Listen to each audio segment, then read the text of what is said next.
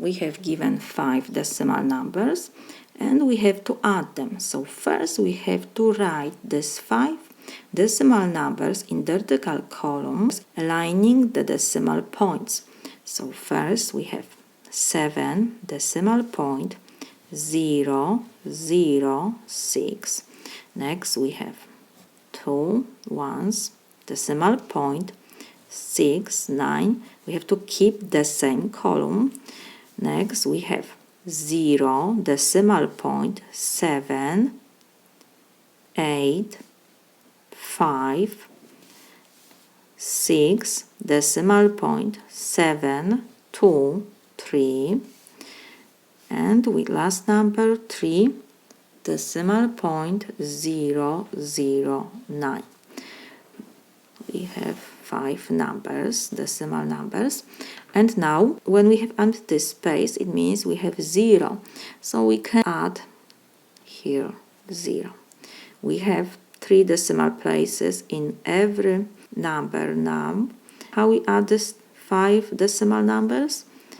We have to start from the last column and we add like we add whole numbers.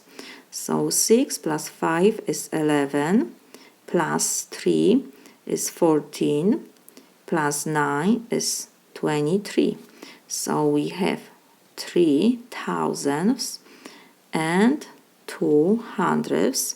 We add 2 hundredths column, and 2 plus 9 is 11, plus 8 is 19, plus 2 is 21. So we have 1 hundredths, and 2 we add to tenths column. 2 plus 6 is 8, plus 7 is 15, plus 7 is 22. So we have 2 tenths. We keep decimal point and we add 2 to ones column. So 2 plus 7 is 9, plus 2 is 11, plus 6 is 17, plus 3 is 20. So we have 0 ones and we add 2 to tenths column.